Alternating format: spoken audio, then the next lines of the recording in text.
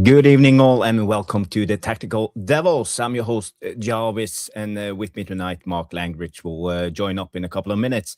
So, guys, tonight we're going to cover the Man United Newcastle preview, and we will look into the starting lineups. We will look into the tactics, what we predict will go on, and we will talk about Man United. Look at the table and do a proper analysis and preview of the game. So, guys, girls, stay tuned. Please do us a favor, smash the like and subscribe if this is your first time on the Tactical Devils. And I will be back in a short couple of seconds.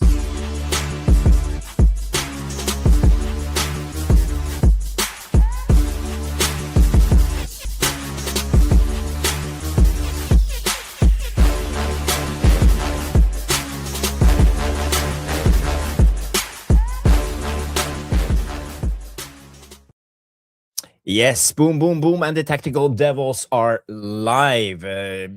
Merry Christmas to you all. I hope you have had a lovely holidays so far. Don't eat too much. Recommended from Jarvis, because you're bound to sink down into that couch and just dead scroll on your phone or watch Netflix all day long. While being too full. So, guys, be careful, be careful. I see a lot of people have tuned in. We have Red Sprobe in the house. We have DJ Superfly Guy. Big up, DJ. I hope you're well. We have Sydney Kopish coming in and say evening, everyone. Big up, Sydney. I hope you're well. We have United Lens. That's Mark. He will join up in a couple of minutes. And we have the big man himself, Alien 10L, Peter. Hope you're well, Peter. It's good to see you. It's good to see you. And I hope you have had a lovely Christmas so far. Mark is in the house, so I will bring him up and we will have a full panel. Good evening, Mark. Good evening. I hope you're well. There we go. Yeah. We are good. We are good. We are live. We are live. We are live. Yeah, I just have to turn the YouTube version off, otherwise we're getting double take of your voice. That's terrible. That's terrible. It sometimes happens to me, so that's it can happen to the best. So, but I'm glad you can join me because Stu is preoccupied with family stuff. It's Christmas, so I was thinking I don't have the time to do the match reaction later tonight because it's Christmas. I have obligations and. But I thought maybe I will just squeeze in a short preview for the Newcastle game. We will only do like a 30-minute show. So, guys, girls, smash the like and stay tuned for just 30 more minutes. Yeah, first of all, we can talk a little bit. But Mark, how's your Christmas been? It's been well? Christmas has been good. Christmas has been very good. Slightly quieter one than normal. Okay. Normally we have at least 3 other heads in the house over Christmas Day, so it meant my partner had a slightly more chilled spare time when cooking and things like that, not rushing around, which made the whole house sort of a bit more chilled out.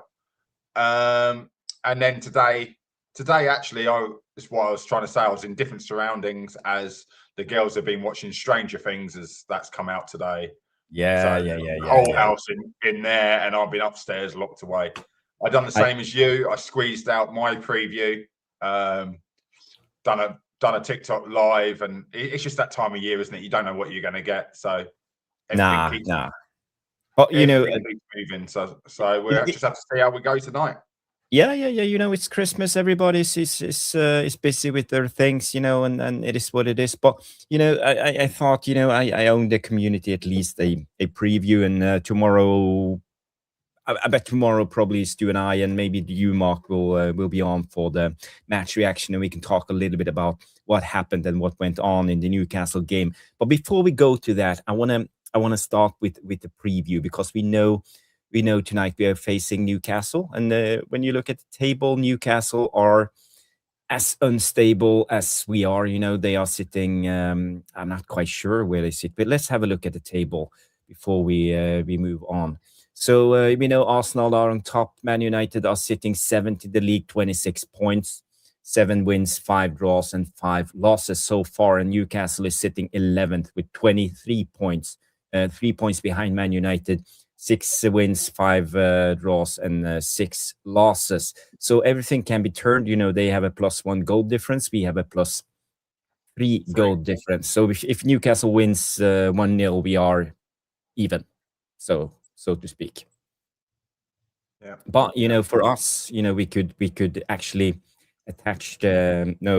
dispatch Newcastle and be 6 points ahead, and that will be vital, because I feel now when you go at the second part of the season, I think Newcastle, Aston Villa, Brighton, most likely, maybe Palace will be the teams that we will be fighting for that 5th place.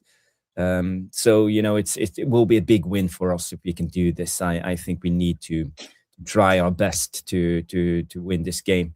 So how do you see the game play itself out? What did you say in your preview about the game? Well, it's a bit. I called it sort of like a battle of the unknown. Newcastle, Ramsdale will be in goal because Nick Pope's injured. Their back line's not their normal back line. I don't know if Elanga's going to start as their right forward, or if the prediction says Murphy, but yeah, Murphy. Yeah, Murphy's on the predictions, but it could be Elanga. Yeah, but he's a good option. But the uncertainty about the kind of formation we're going to put out, it made it really hard to do a preview. So it'll be good to go through it with you, talk about my thoughts, because their midfield, if we can pin their midfield back, like by attacking, then we'll be all right. But the transition, I'm not sure we can chase them back. I don't know what you've got down for your midfield pairing, but I think that's what it's going to come down to. I feel we lack a lot of options when it comes to this. We know that Bruno Fernandes is injured. Mainu is not ready. He will be first ready in the beginning of January, according to the sources. But Casemiro is back. That's the good news. We saw Ugarte play in that DM role against Aston Villa, but he started out shaky. But I think, I have to be honest, Ugarte wasn't too bad in, let's say, that second part of the first half. He played himself into the game a little bit more when he got a little bit warmer. I think from a tactical point of view, the result was one thing against Aston Villa. We lost the game, but I felt that Man United actually won that tactical battle against Unai Emery and the way we set up the team. I'm starting to becoming a little bit of a fan of this Amorim's 3-1-3-3 formation, or you can even say it's a diamond 3-3 from the back end, because you have the central center back and you have the DM in front of him. We are not defending with the flat back four. So in a way, it gives us an advantage when it comes to both playing out from the back and how we attack. But a key element in how I see it is the number 10s, that they will keep their position in the half spaces and that the wing backs go high and wide. So we have to be offensive, we have to be attacking minded, and we have to try to push the opposition back. And also the wide center backs need to stretch out the back line, because when you stretch them out, it's hard for the opposition to press us as a unit. I can bring up the tactical board. We can talk a little bit about this, Mark, and I will tell you how I see this. When it comes from tactical point of view, we have the 5 channels, the central, here they have the half spaces and the wide channels outside. And when we play in a 3, we have a back 3, we have Casemiro as the DM, and we have 3 number 10s, so to say. But Ugarte will be like a hybrid 8, 6, 10. He will move up and down. But in a way, I see we all fear the midfield 3 of Newcastle, maybe one of the strongest in the Premier League. We have Tonali, we have Joe Linton, we have Bruno G. But if we can do this as we did against Aston Villa, we have Mbumo. No, not Mbumo. No, this is totally wrong. We have Mason Mount. Where's Mason Mount? So Mason Mount. I also don't think Joe Linton's playing tonight. Okay. I think Joe Linton's got a knock, but you are right. That 3 is very hard to play against. Yeah, but let's say in principle, the names doesn't matter in sort of say. But what I'm trying to explain is if our number 10s keep the half spaces, we are spreading the midfield three out. So we sort of say go man to man. And we take away a little bit about the robustness, the compactness, the work rate of that midfield three if we manage to do this. We also have a spare man, that's Casemiro, in behind, who can cover for all three of these guys, but he needs to keep his position centrally. I suspect Newcastle will let Voldemade drop a little bit deep sometimes to try to cover and take out Casemiro when he's on the ball. But I'm not fearing it. I think Casemiro will manage his role. And also, key to this will be not Ahmad. We are talking about where is Dalot? We have Dalot and Dogu. The key is to stretch out their back four, because if they are back here, they could easily just move up. You are right. This is the key, because this is where we conceded last week, wasn't it, against Villa? Both goals, because Dalot was too high at the wrong time. It's getting that timing right. When do I go high compared to where the 10 is just inside of me? He needs to keep those angles. He can't be high, leaving Euro 1-on-1 with Gordon, because Euro will not catch Gordon. Yeah, but that's the thing, there are some weaknesses into the system. And I said, I think this is Amorim's secret right now. No one's talking about it. They're not talking about the 3-1-3-3 formation and his placement of the wingers and how they are not, they are diagonal placed, Casemiro and Ugarte. There will be something like this, and Ugarte will drop down sometimes in the pivot, but mostly he will be high up. His role will be to press, help out, press Joe Linton, Tonali, and Bruno G. And Casemiro will be shielding in behind. I sort of like that setup. And also, when you think of Newcastle, they are one of the best pressing teams in the league. But one of the key when it comes to the press, they will only press with 6 guys. They will have Voldemade, Murphy, and Gordon, plus Tonali, Joe Linton if he plays, and Bruno G. But our advantage in something like this is because we have a +1. If you look at how the setup is, we will have Casemiro as the free man. Or if Tonali pushes up, Ugarte will be the free man. So we will always have the Casemiro man mark. Voldemort instead of leaving Heaven free, like you said, to keep that +1. Yeah, I don't really, in our formation, because they play so wide, Newcastle, Casemiro could almost be playing as the central centre back, in a back four, dropping that deep. That would really help us out. So Newcastle would probably set up something like this in the press play, and as I see it, if you just isolate this area here, you can count 1, 2, 3, 4, and you can count 1, 2, 3. So, but for me, one of the key elements is Luke Shaw and Lenny Yoro. They can't stay too narrow, because they will be easier to pick up. Then we will leave Murphy, for example, connected with both Casemiro and Luke Shaw. So they have to have courage while playing out from the back. They need to stay wide, for me.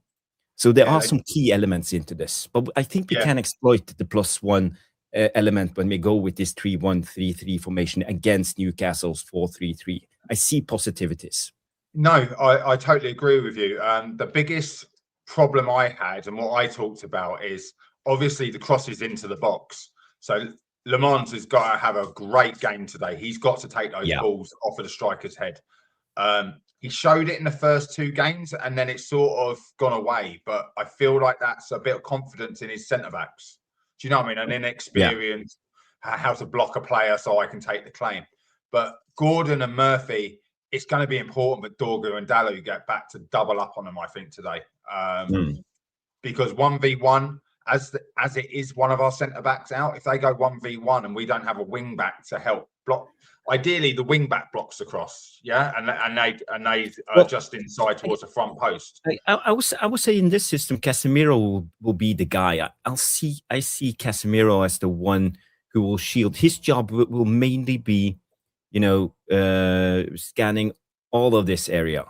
Yes. And being the backup for Euro, being the backup for Luke Shaw, being the backup for Heaven, and help out. He will be the extra man. So both that offensively and defensively, he needs to do a proper job. And I think Casemiro will at least hold on for, let's say, 55 to 60 minutes, and then it's time to make the sub and put in Lisandro Martinez to do this job. And I think we can do it in the pairing of both of them.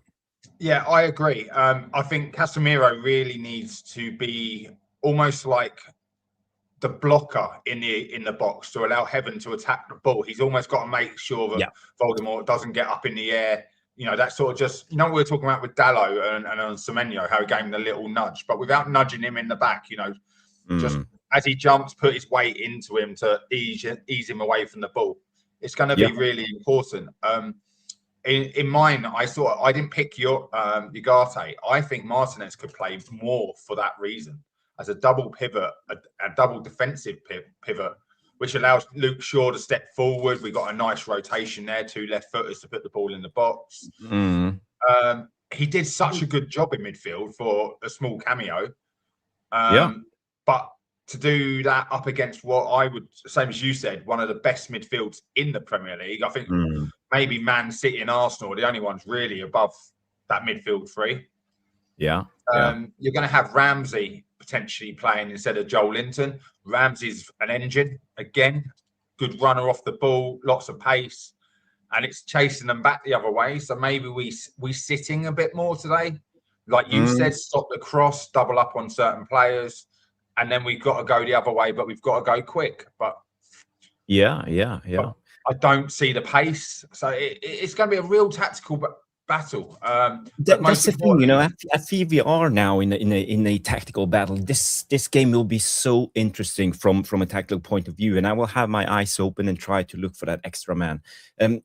What I see as the biggest problem, you know, where we can fail in this system, is the wing backs dropping too deep. It's the number 10s not holding their position, you know, because one of the main issues is trying to stretch out these 3 guys, Tonali, Gumars, and maybe Joe Linton.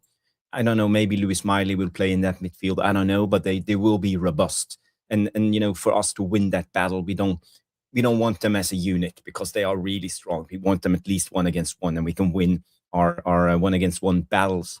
And as I said, the centre backs trying to stretch out. So we are more into this. We talk about the difference between Klopp and Pep Guardiola, for example. And you know, Amorim has leaned more to the Klopp style of play, more chaos.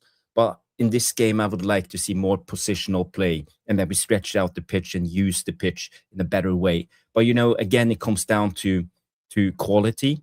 Are we able to play ourselves out from the back with the quality we have on the pitch? We have weaknesses, as Ugarte, for example. If he's the free man, will he be able to do something with the ball? Second of all, do we have the composure under pressure? Because we know Murphy, Gordon will be sprinting into press, and especially we've seen it. You know, I can show you one clip. For example, this is the Bournemouth game, and in this game, we have just started out. We played from one side. We played first out to Euro. The ball came back, and now the ball is going out to Luke Shaw here from Lamens. In this instance, you know, if we play it right, you see here he's put under pressure by Semenyo.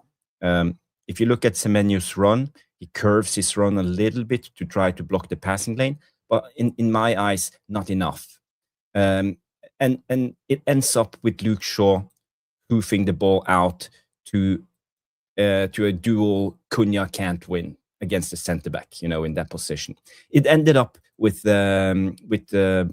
Bournemouth scoring this goal from Evan Nilsson because of this. But you know what I would like to see, if we go a little bit back in this pressure, for example, in this position, there are options. Luke Shaw shouldn't have played the ball high and wide. He shouldn't have hoofed it. He should have played it back to Lamens and started over again. Or he should have played it into, I think it's Kobe Mainu or Heaven in this position. We gotta be strong in positions like this. And also, if you look at Dallo should never drop down and close the space for Luke Shaw in a position like this. You need to be disciplined. You need to hold your position high and wide, and make space for Luke Shaw. But Dallo, he's not very intelligent when it comes to football.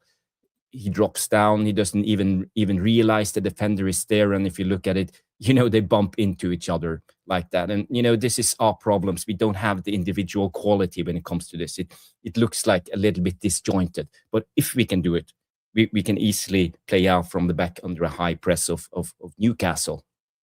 So what's your initial thoughts on that analysis? I totally agree with you. Going back to just the goalkeeper passing it to Luke Shaw, I don't think that pass even needed to be made. I think the keeper could have been rolling his studs across the box, inviting pressure from the main striker, for example. Yeah, and then you could play both sides. You've got an option to go both ways. Dallo's intelligence, that run he makes to run into a player, he's turning his back on Luke Shaw, so it could only go long. And he's also now making his run curve towards the inward pass. So it reduces the space for him to be able to play that ball into Mainu or Heaven's Feet, whoever it was. It is. And all the time he's doing that, we now potentially have him wearing the armband before the game. So as a leader, you're not allowed to make mistakes. That's what a leader does, right? They criticize themselves before they criticize anyone else. Yeah. But playing out, we don't play fast at all, Jarvis. We talk about it week in, week out. We play in 3-4 touch football instead of 1 or 2 touch football. We don't move it quick.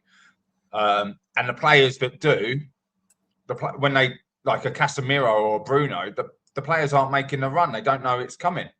But it's all about technique. You train these individual players. You train, it's always look at Manchester City, look at Barcelona, how these players receive the ball. They receive one foot and the pass with the other. It just rolls off. It's not like you're receiving the ball, it bounces off, you take one step, put down your standing foot, and then do the pass. It's about technique. Professionals are underage football. It really does look like that at times. Like you say, it's one fluid motion. You receive on the back foot, you pass, you're stepping into that pass with your next movement, not even swinging a foot. Whereas when we receive it, we're looking around. We're going, who am I going to pass it to? You should know. But a lot of our passing lanes get blocked off by our own players, let alone. We don't have many players who can do this pass. I see Martinez is doing it. Kobe Mainu is doing it. They know they have the proper technique. But, I think you're right. But also, sometimes we see this Man United team. They are actually doing it. And I showed you this passage of play from the Aston Villa game. And, here, Luke Shaw. But the thing is, you have to be able to spot the +1. The +1, you always need to see them. You see here, the +1 is Aiden Heaven. So the ball goes to Aiden Heaven. And again, you see the +1 is Ugarte, because Watkins needs to change his man to start the pressure. And now that the +1 will be Lenny Yoro. So we have to be able to understand where is the +1. But also here, I think it's good because Ugarte has time on the ball and he finds the number 10 who keeps the half space. And this is the problem for Aston Villa in a pressure like this, because you have Onana centrally here.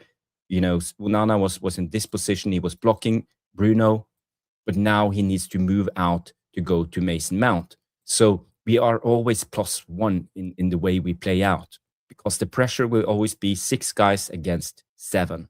And if you move on to this, Mason Mount, he finds Bruno because now he attracts pressure. He holds on to the ball, and we suddenly have 3 men on Mason Mount, and Bruno is the +1. He's open, and then I think we can do it. We can play out from the back, but we got to be aware. We got to look for the +1, and we got to keep the ball moving. So again, I think we have the abilities, but we don't have the composure to do it for a full 90 minutes. And we lack consistency. Consistency is the problem, and we've said that all season long. I'm seeing a lot of the chat while we're going through is saying about why certain players can't do certain things. But if they're consistently moving the ball, you don't need to be the greatest connection passer that we're calling for. If you're playing 1-2 touch and moving after you pass the ball, you can move into the space. And do you know what? If it's not on, turn around, play back the other way, play it all the way back to the goalkeeper. Yeah. We see enough teams do that against us, and then we chase them down. Recycle the ball. Recycle the ball. Yeah. You can't lose if you don't give them the ball. Right. And Jarvis, I talk about it a lot when you say, how are we going to win or how are we going to lose? You know, what could lose us the matches? Let Man United have the ball is what loses us the game. Because we don't move it quickly. We run out of ideas as we're moving forward. Well, so, for me, I agree in a way, but also I think it's a lot to do with Bruno, because I'm a little bit too critical to Bruno, but I think he tries to find the through ball all the time. He's not good enough recycling the ball. He's improved this season, I have to say. I gotta give him credit, but I think a lot of the time we try the impossible instead of recycling and go back to find the opening from another side. Because I saw an interview, for example, with Mark Noble, the West Ham midfielder. He talked about the discipline in playing in midfield. He played for West Ham, I don't know, 300 games or maybe more, and he talked about having the discipline, shifting from one side to the other all the time.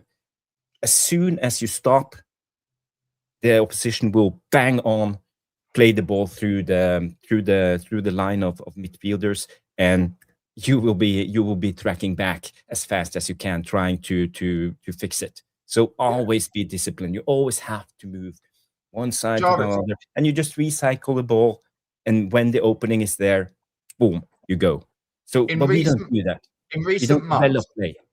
I have heard Michael Carrick, Roy Keane, Paul Scholes, Nicky Butt, they all use that same terminology. Just keep the ball ticking.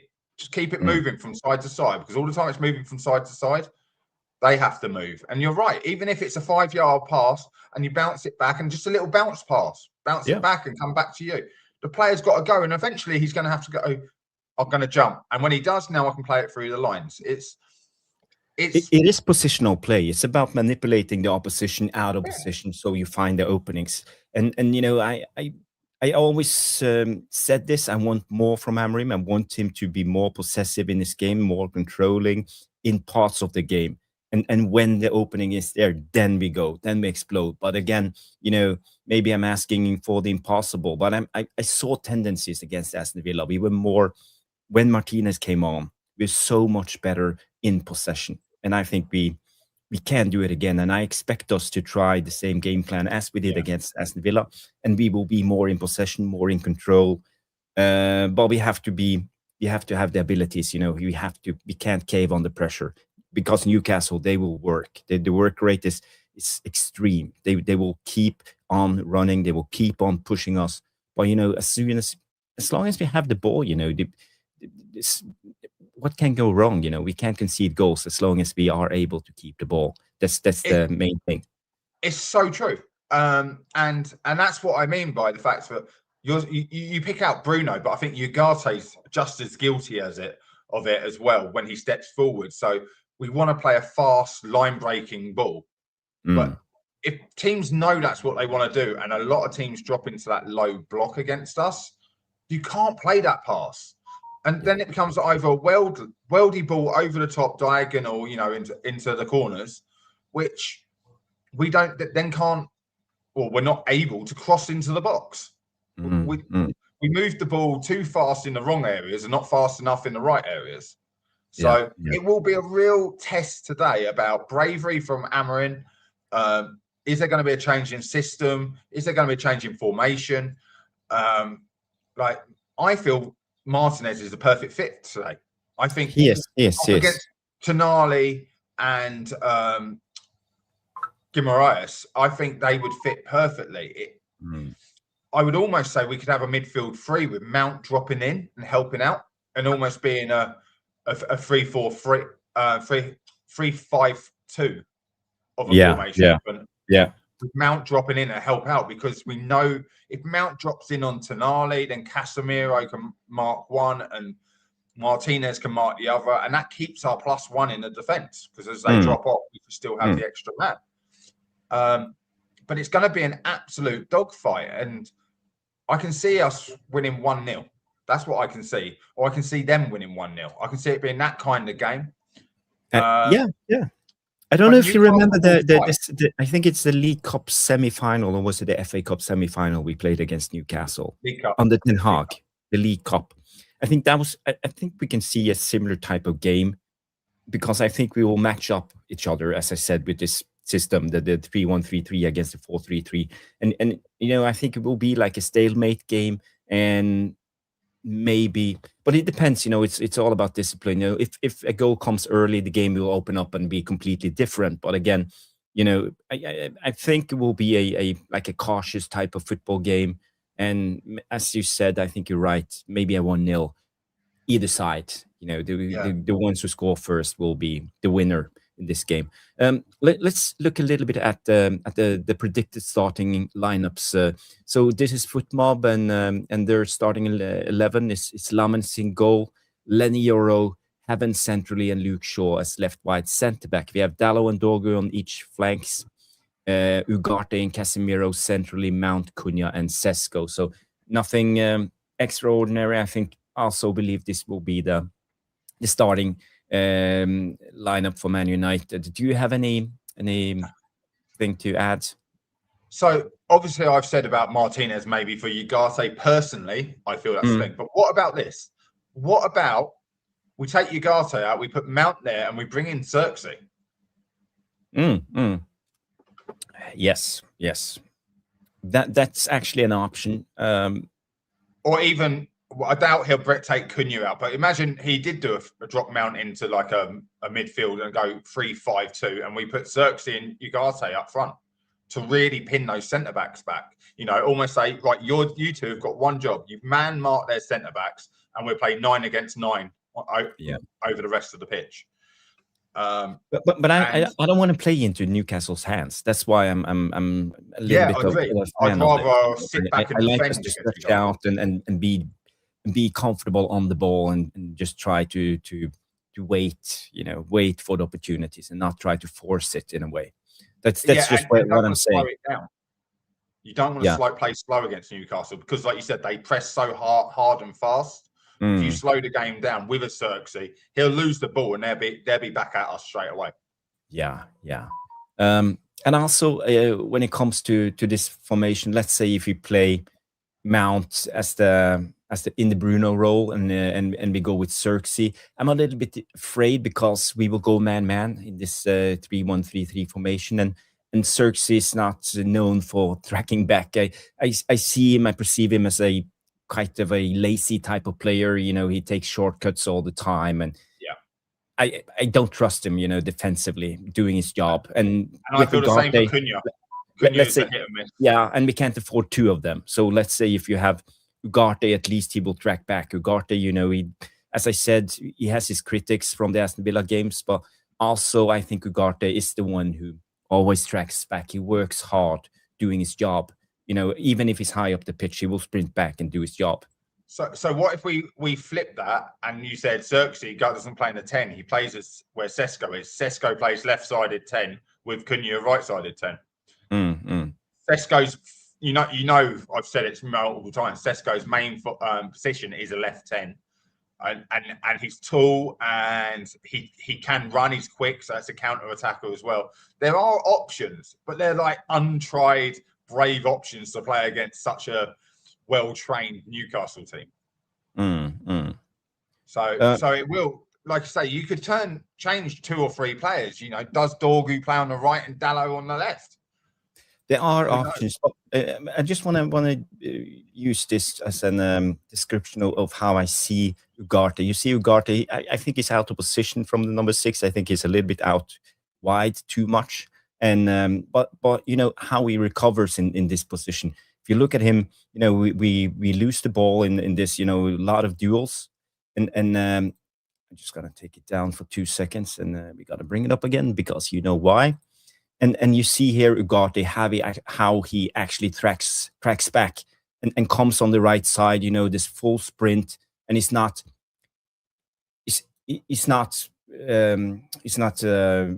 fooling anyone. In how he's doing his job, he's doing it full-heartedly. And this is what you get from Ugarte, you know, the guy who will try to do his best at least. And you know, having he's him in. definitely a hard worker, Jarvis. He's definitely Yeah. a box-to-box midfielder more than a holding midfielder, I'd say, because he Yeah. does run up and down. But from that clip we said about it at the time, if he was 5 yards deeper, he probably doesn't even need to make that run. Yeah. So positionally, that's probably one of his weaknesses.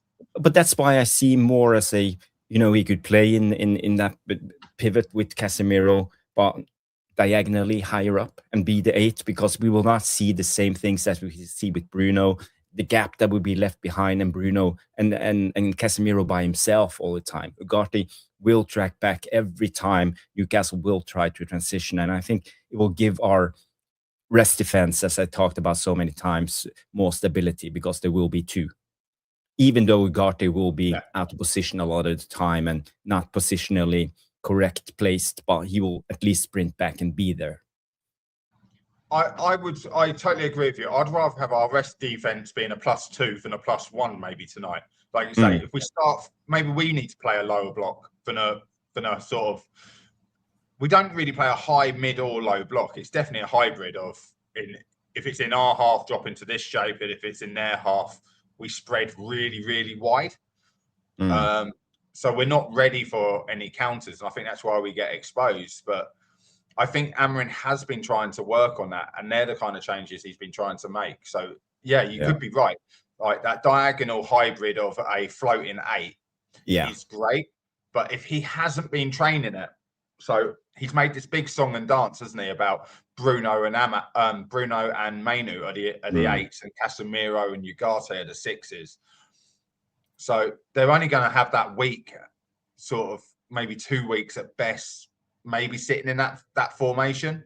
So I'd rather actually just play a normal double pivot tonight. Do you know what I mean? That sort of formational talk that we want to see and we need to see go out the window and go, do you know what, lads? 3 defenders, 2 in front, play in between the spaces, so you make a nice, 3-2 formation like that. And then we'll build from that.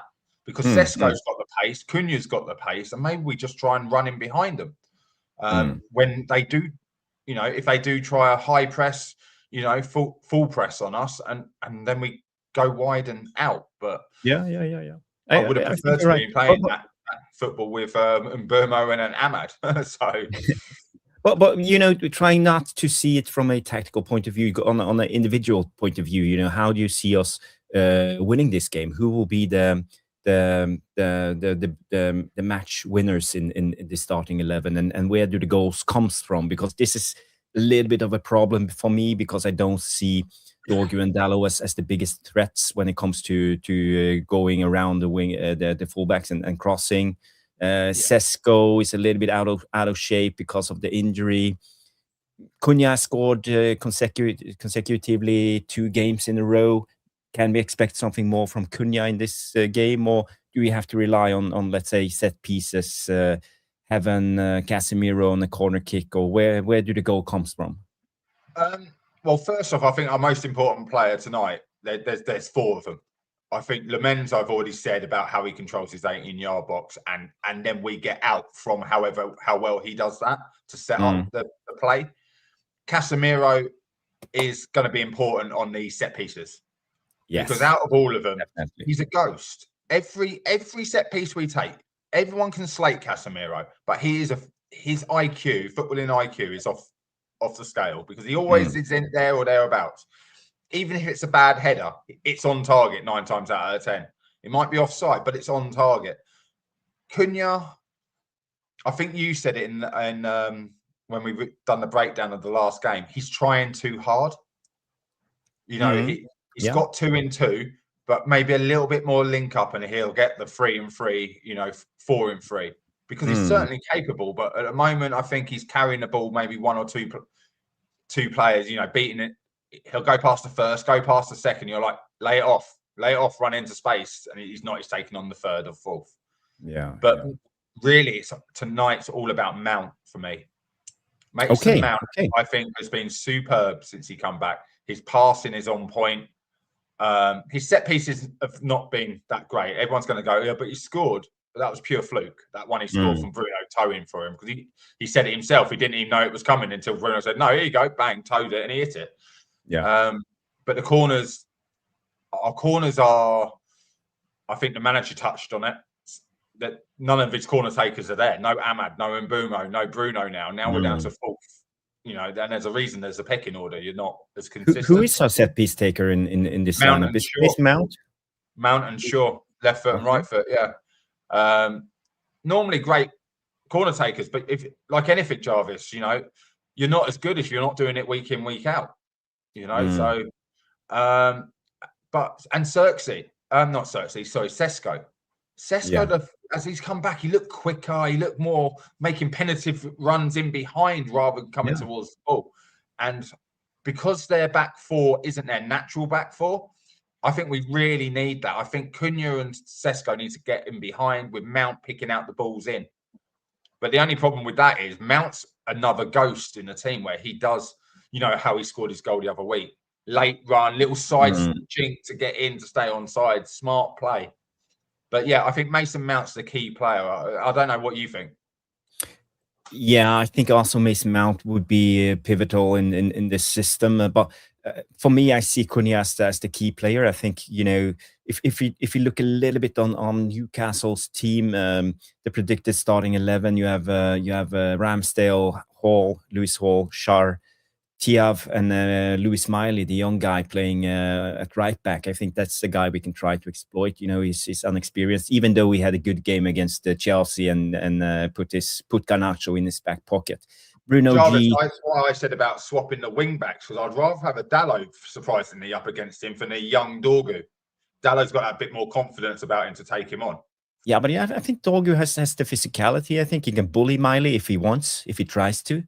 But you know, that's just my thoughts. But I think you are onto something. I'm not disagreeing. I'm just saying I feel that we need to start giving a consistency to a young player like Dorgu. We can't swap him right, left, and ask too much from him. You work with young players, and consistency, letting them learn the game gradually, step by step, and keep him on the left hand side just to see it through and see if he can develop for now. But I agree with your idea, but we don't have the squad that we can actually adjust things like this. I don't think it's in our pocket right now as a unit. But as you see, Ramsey, Tonali, and Bruno G. So Ramsey is coming in for Joe Linton. He's apparently injured. I think the danger player will be Gordon. Murphy is also good, but you have Volde Messi on top, and he will be a threat. But also when it comes to set pieces, headers, crosses, I trust in Aiden Heaven. I think he's been one of our best players in the last 3 to 4 games, I would say, and he's growing. He's growing as a player also. Yeah, he certainly seems to have a lot more confidence than a Euro, and which is quite surprising when £1 million we pay for Heaven from Arsenal, wanted first team football, and then we brought in a Euro who has all been playing first team football, and he is making mistakes after mistakes, but the kind of mistakes I'd expect of his age. Yeah, they're not like he's flying into a tackle when he shouldn't be, giving away penalties. They're just positional and silly mistakes. But unfortunately, we're in the top league in the world. Yes. Big up, Dave, coming in and say great news. Joe Linton is out. Yes, he's out, and Ramsey is the one who will step into that midfield. But we could see, as I said, the young guy coming in, playing centrally, Louis Miley. He's done so for them many of times, and I don't know if I don't know how the injury situation is for Livramento, if he's fit or not. He was like a 50% chance of playing, so we will see how Eddie Howe sets up his team. We will know in about an hour, when the lineup is out. But as I said, one of my we talked a little bit about was it Cunha? Yes, and Cunha will be up against Bruno G. And when we look at the tactical board again. Let me bring it up a little bit. We have Bruno Guimars, and I think he likes to be aggressive, and he sometimes loses his positional discipline. He can sometimes, let's say, try to be the extra man pressing the +1, and Cunha will be free. So if we can find Cunha in these areas, he can start running at their back four, and Cunha could be the key in this game if this and that's happens. where we need to be brave and trust in that +1, because if we can pin them back and then they have that little extra burst, like a Guimaraes come forwards, or Ramsey comes forward, and then we've got to counter attack that space because they do leave their back line exposed. But we might get Cunha and say a Mount and Sesko up against 4. It's still not enough. Do you know what I mean? It needs to be clever passing play. But I totally agree with you. That's sort of what I was looking at. If they go high and hard press, a Gagan press, so to speak, in Liverpool terms, it's how quick can we play that 1-2 touch football to get out. Like the clip you showed, we're capable, but that's capability of our starting 11. This is going to be a bit of a hybrid 11. So it will be really, really interesting. It will. So we have been ignoring the chat so far, but so many good comments, and sorry for not shouting all your names out. We have Story, Alien Tenno, Luman.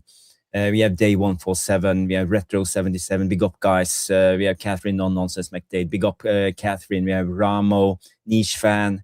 Barman is in the house. A lot of you. Thank you, everybody, for tuning in. I know it's Christmas. Everybody's busy with the holiday season, but there is a game tonight, and I'm so glad that you guys showed up. So let's interact a little bit with the chat, and first of all, I want to know your score predictions. How do you see the game? I see someone mentioned 5-0, but guys, get your score prediction into the chat. I want to know how you predict the game, and we can go to Mark's score prediction first.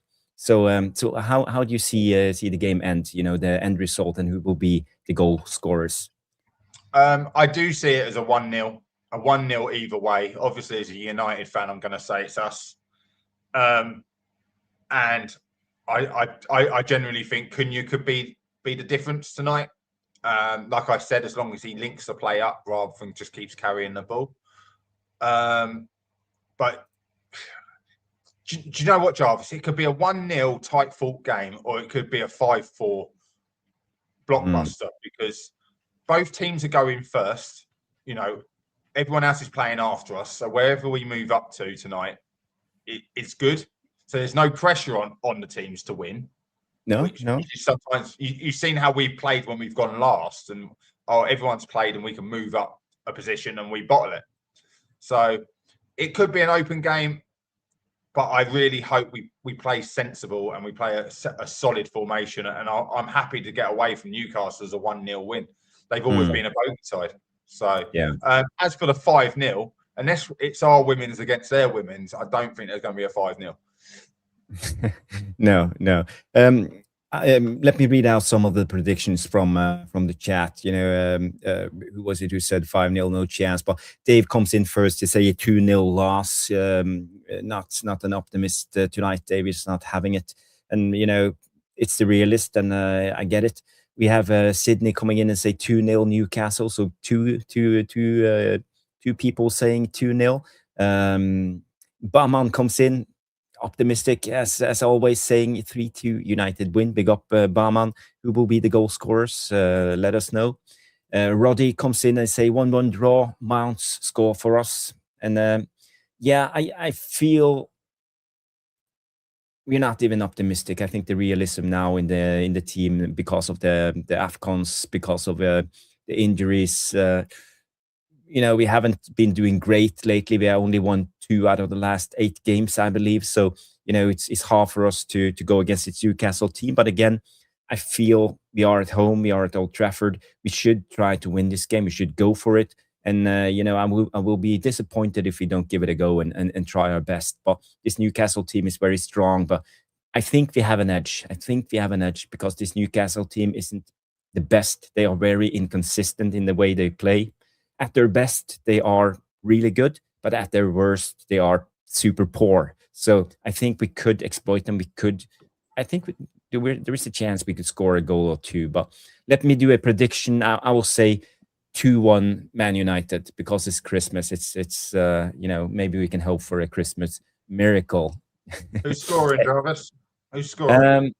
I think Cunha is scoring in his third consecutive match, and I also believe Sesko will be on the sheet tonight. Yeah, Sesko is I saw tendencies against Aston Villa. He got a lot of critique, but I also see his runs, how he makes the runs and gives himself those chances. So as you know, you are a striker yourself. It doesn't happen like instantly getting back, but you gradually come into it and suddenly you are in the zone again.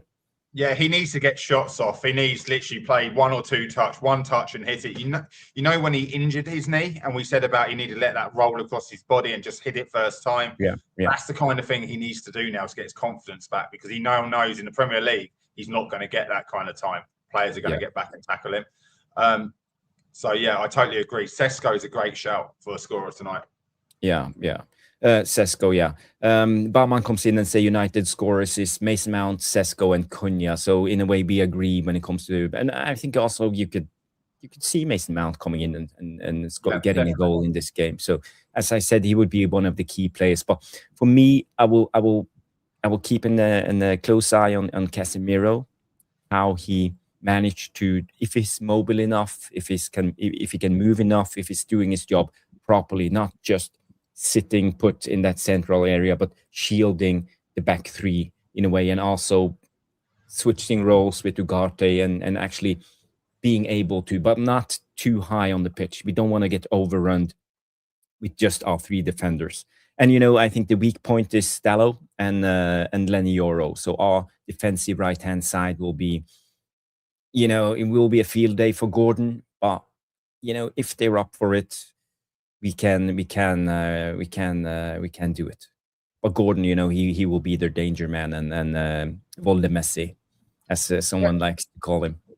Jarvis, I totally agree with you, because we do have weak points, and it's important to spread your weak points out over the pitch. So to have them all on the right-hand side means that it's a good thing for a coach. If you're doing your coaching session, you'll be like, we know they're going to attack down here because you two are crap. Do you know what I mean? So we know the ball's going to come this way, and we can work out how to deal with it. But if you had one on, the right winger and then a left back, so to speak, you don't know where the ball's coming from, so you would just drop in. I see Jamie Wayne is just saying to me, do I have faith in this squad? I don't, Jamie, because let's be honest, it hasn't changed. Why should I have faith? We're only bringing in 1, 2, 3 players a season and not really moving anyone on that we want to move on. We loan them out, but then they're not gone. So I will have faith in the squad when we continually replace, sell a player, buy a player, sell a player, buy a player. And I feel your negativity, and I think so does Jarvis. It's not, like you say, you're being realistic from what you see, and you don't have faith in those players. And that's okay. But as United fans, we just got to keep faith that the club will always want to be moving forward. Recently, we've been attacking, haven't we, Jarvis? We've been scoring a lot of goals, but now we're conceding them. But last year, we weren't scoring goals and we weren't conceding them. So at what point can we win? Yeah. I saw a comment here from Baumann saying you're still fixed on the 3-4-3. Any thoughts of the 4-3-3 guys?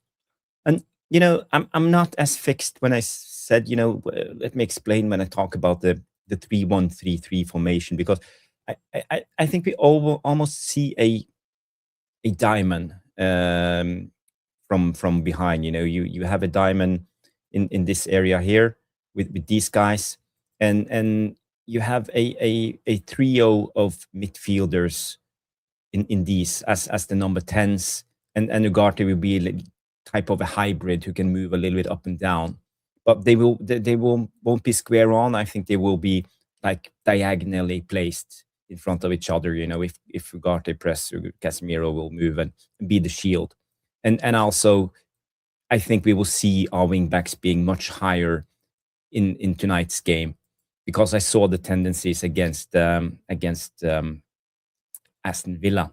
So in a way, we are playing now as a 3-1-3-3 formation, and attacking wise, it's not that far from a 4-3-3. You can easily fix it to a 4-3-3 like this. But you could easily fix it to a 4-4-2 as well, and that's something that Stu talks about a lot.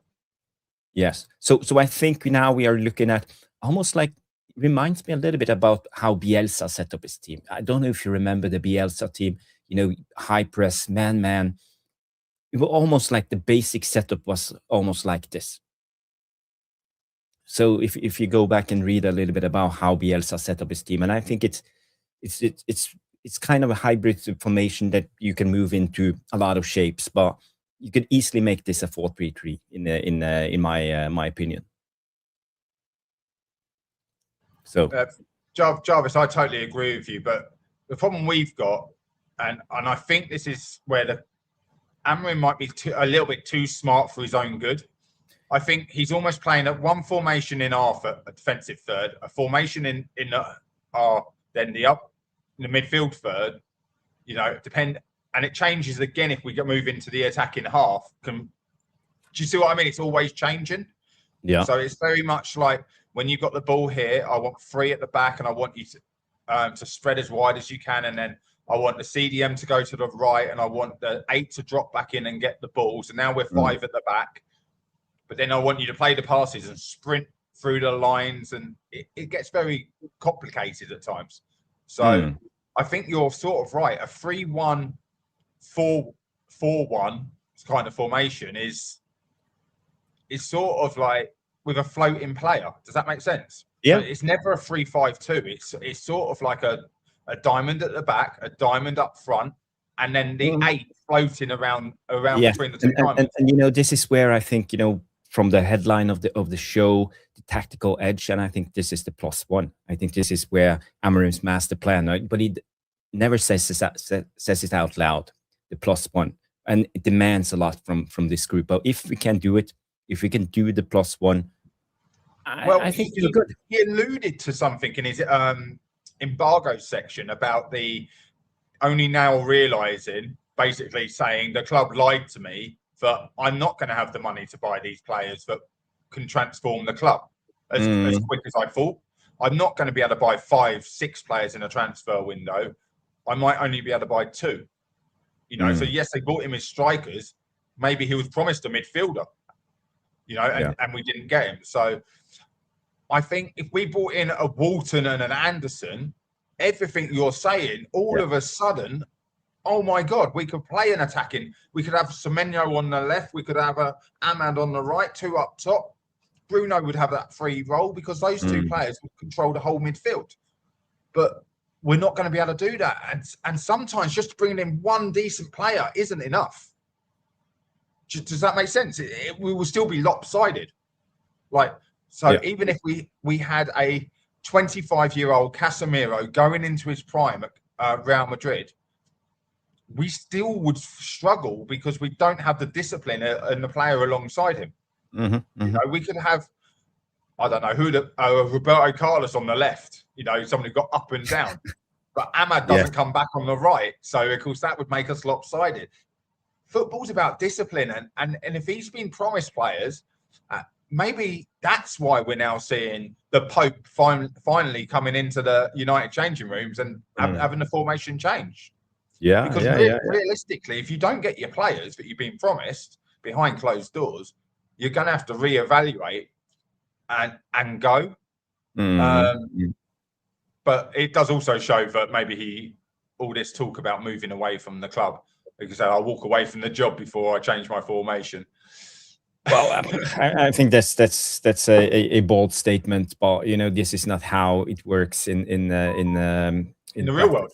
In the real world, no, you always have to be adaptable. It's the Premier League, it's a chess game from the best managers in the world. You have at least 10 of the best managers in the world in the Premier League at the moment. I feel there's not many out there who's not in the Premier League at their level. Look at Brighton, look at all the other clubs. You have Iraola at Bournemouth. So many good managers, even in the mid block of teams. And but there's a difference about managing players who want to play for the manager, want to play for the club, and want to do better.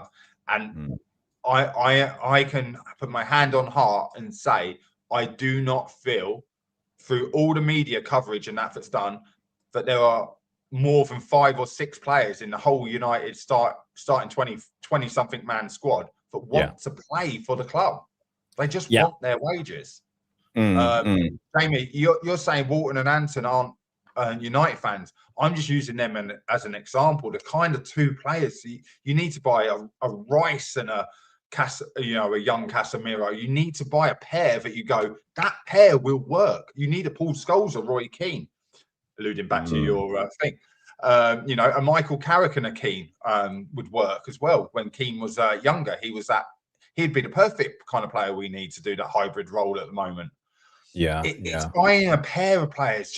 Sometimes just buying one player into your midfield isn't going to change it, because if it's to replace Casemiro, then we still have Bruno, and Bruno isn't disciplined enough. Good enough, but not disciplined enough.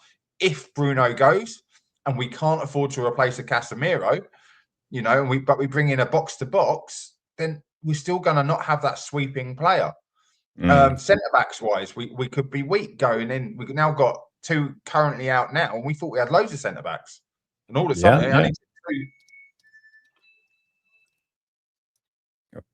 someone is on the door. Okay, we will be we will end the show.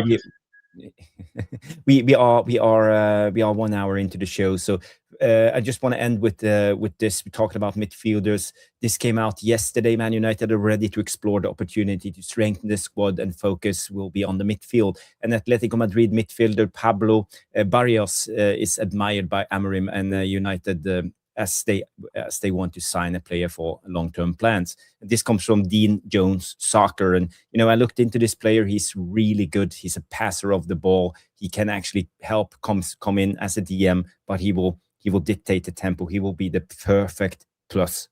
This is the one keeping the ex-Chelsea player out the team, isn't it, though? Yes, this is the one. This is the one. So it's very hard to know which. Are we looking at him, or you know what I mean? Imagine the scout's not going to say, no, I'm only here to look at one player.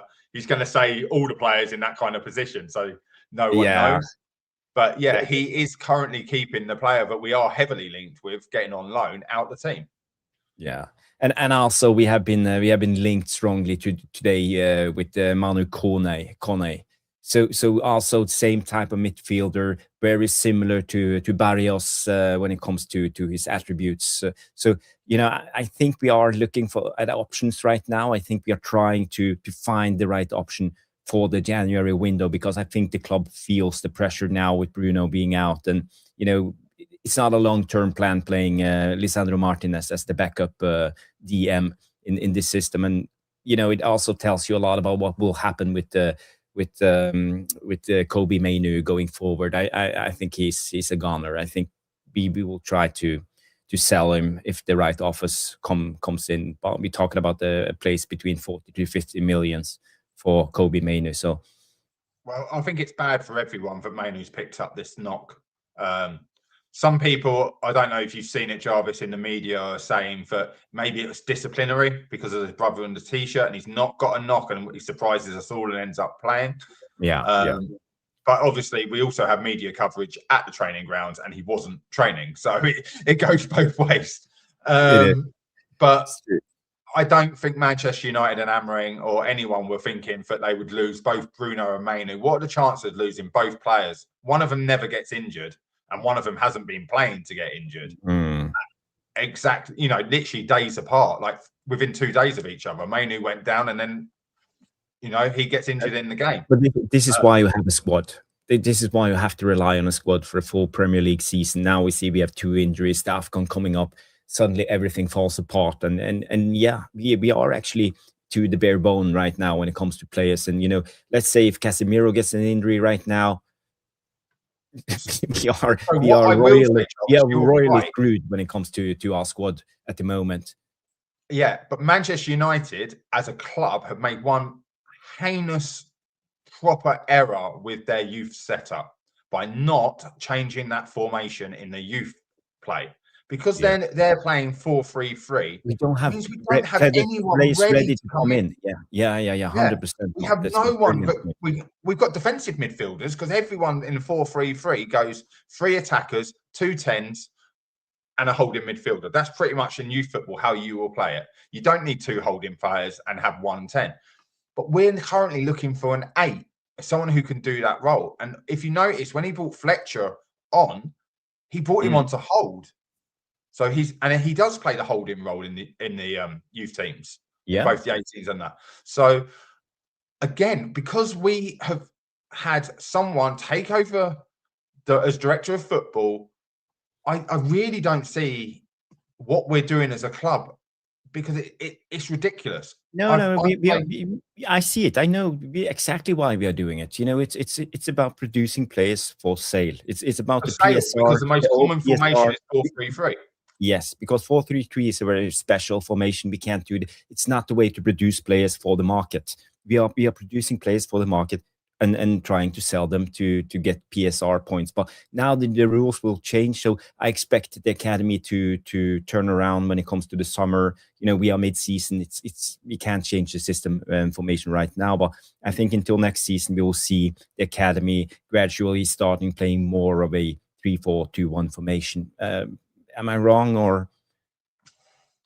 I thought it was going to start this season, Jarvis. I genuinely did. I thought he'd been in 6 months, coming through the summer, and as the 80, so it wouldn't necessarily start in all the way down. It would start with the 21/23s now, and then the 18s would follow the following year. So as they move through, do you see? But I think we have to do it next year. But again, we keep producing 10s and strikers as our best players. Everyone talks about JJ Gabriel, right? At the end of the day, he's playing against people of his own age. Whether you realise that or not, you might want to Google the teams he goes up against. They also have 15, 16, or 17. guys who's a couple of years older then. But okay, and then it's not that much difference. Yeah. And I know this firsthand. My goalkeeper last year was 15 in my under 18s, and he's now training with the first team. So it does happen, but he might never grow, so therefore he never makes it to the top level. But if you also look at, we've got Kai Rooney coming through, Bayern Cherry looks like he's going to go on loan in January, but he's also small. Obi hasn't had the season most of us thought he would have for the 21s. The manager was not wrong. He was wrong on the behalf of Amas going on loan, but it was also interesting what the former director said about the youth. He said the manager was right. Do you see what I mean? Yeah, but this is what you get with young players, and people got to realize we can hype them up as much as we want, but they will vary in performance, and they will have the second season syndrome. Obi had a good season, and then you come back, and all the hype catches up with you. Maybe you drop a little bit in level, you lose his focus. And it's all about being in that bubble. You got to be shielded, and you got to train, you got to work hard, you got to go in every day, do your job, study the tactics, study your game, trying to improve and all this. But when you have all these forces from the outside, pulling you in every direction, it's not that easy. And we know you got to develop not just as a footballer, but you got to develop to be strong mentally and be able to put up with this pressure. And a lot of these Man United players get it early, the hype, we see now with JJ Gabriel, it's almost unhuman, being at that age, and getting those expectations put upon your shoulders. And, okay, your talent can get you so far, but also it can drag you down because of it, the expectations. And, we gotta be better, shielding these players. We should put up a big fence around the academy. We shouldn't do interviews. We should just let them move on with their days, train, and then suddenly, but again, I think it's in the club's interest, because we want their value to rise. And I also think the club and the PR around the club are pushing a lot of these young players to become the next big thing. And I don't think it's the right way forward. I think we are doing ourselves a bad favor by doing it like this. we don't hear it from other clubs, especially Man City, unfortunately, dare I say their name. How many superstars they have produced over the last 10 years that have gone on and actually sustained in the Premier League for other clubs? Or Chelsea for that matter. Ours are dropping down to League Two, Conference, things like that, ex-players, and they're working their way back, yes, and all credit to them. But youth football, because of the standing we have, 300 and something games in a row, we've had someone on the bench. Just because having them on the bench doesn't mean they're good. That means they've done well and they deserve a place, but it doesn't mean they're Prem ready. Like, how many actual superstars have we had outside of the class of '92 and the Busby Babes play for Man United that have come through the youth and stayed here? But you know, I read up the other day about, I don't know if you remember him, Isaac, the Norwegian guy who came in the youth cup final. Brilliant. There's so many things about him, you know, being the next big thing. He's the one heavily tattooed, isn't he?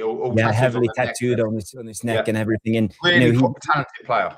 He refused a new contract by Man United. He went to the Bundesliga, Werder Bremen, and now, you know, he went out on loan to a Danish club. He was back to the Bundesliga.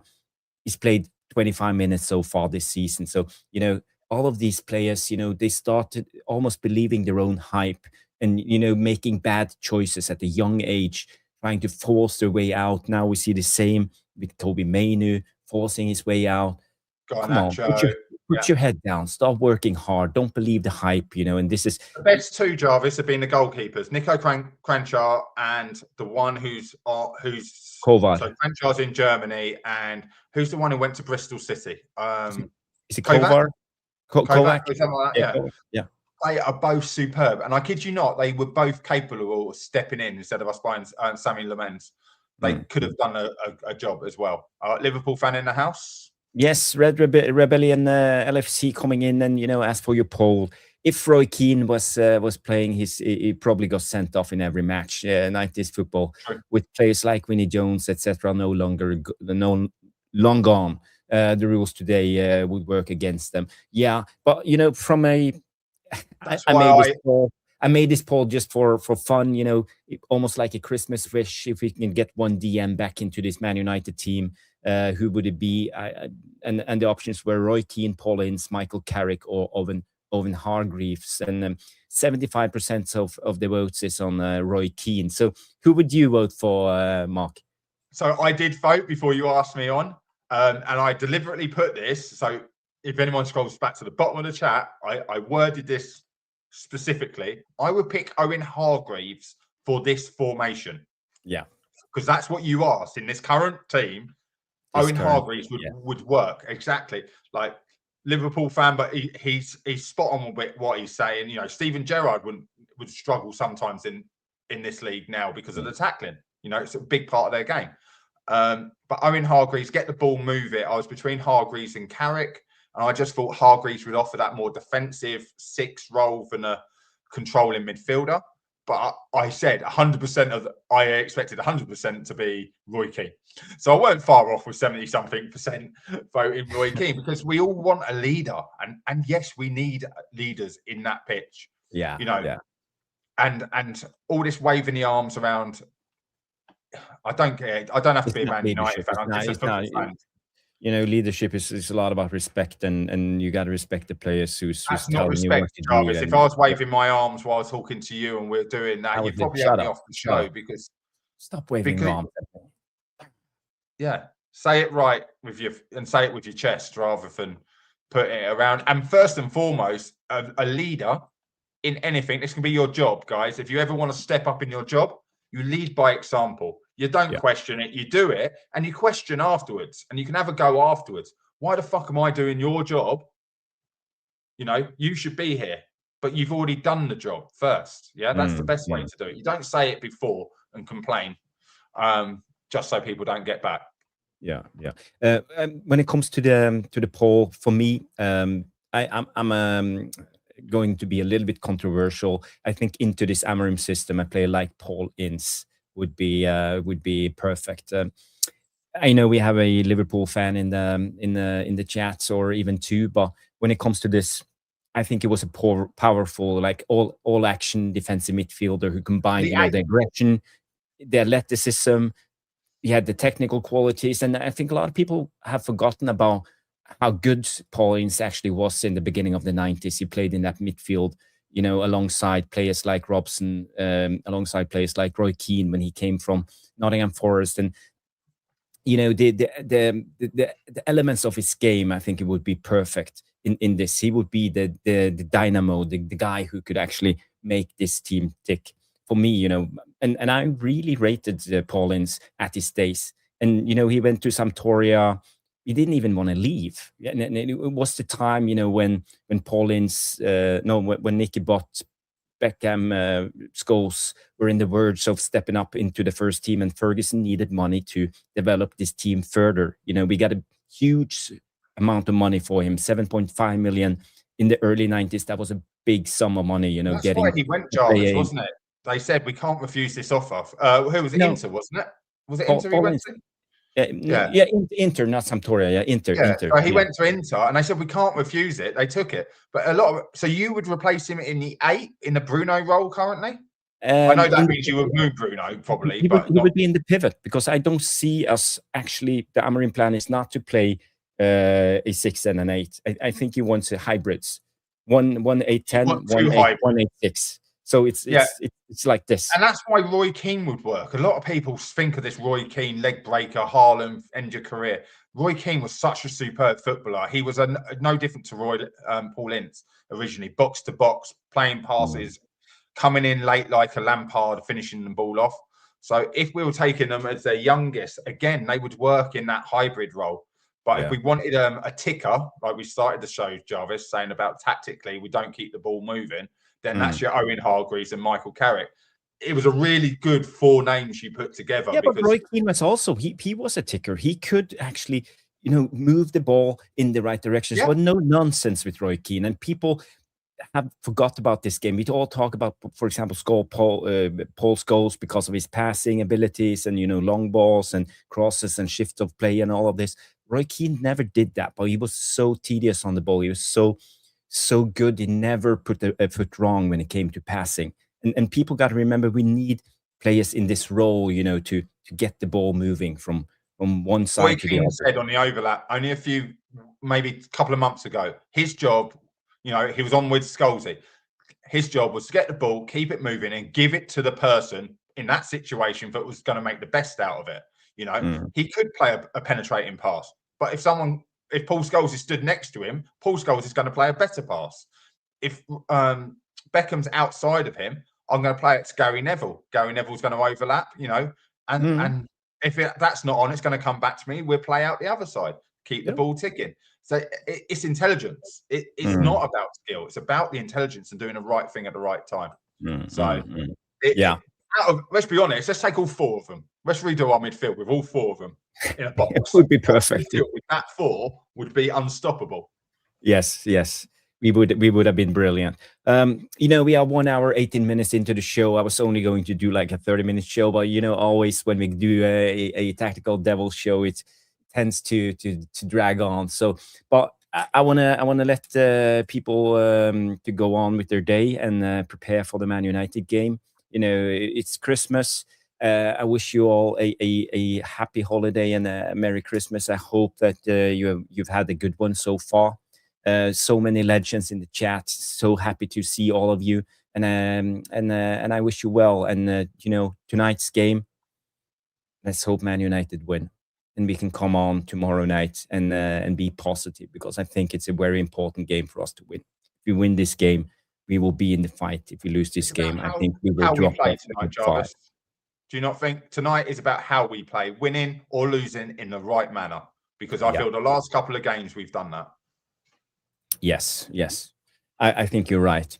But people, if you haven't smashed the like, do us a favor. We need more likes on this. You know, YouTube, they kind of hate us. They never give us any push from the algorithms and all of this. We are too small of a channel. They only redirect you know now to the big ones, the sun, the sky, Rio Ferdinand chat, and the overlap and all of this. Every time, if you see now the next channel, they will recommend you as one of the big ones, and all the small channels are struggling. Mark's United Lens, Rich, all of you guys, so it's important that you actually help us out and do your thing. I don't ask for much, but at least smash the like. It's Christmas. Give us a Christmas gift and smash the like. And yes, thank you so much, Roddy. Same to you. Thank you. I will end by reading out this comment from Anthony. Say Roy Keane is the best choice as he adds technical ability to the system, but the quintessential attributes are his mental qualities and leadership. Yes, I think you're spot on, and I think we will end the show with that one. And I will wish you all a Merry Christmas and Happy Holidays. Take it easy, guys. Take care of yourself and enjoy the rest of the Christmas, and enjoy the game tonight. So we will see you tomorrow. Thank you, Mark, for coming on, and thank you all for leaving the comments. And we will see you on the next one. Have a good night, and bye-bye.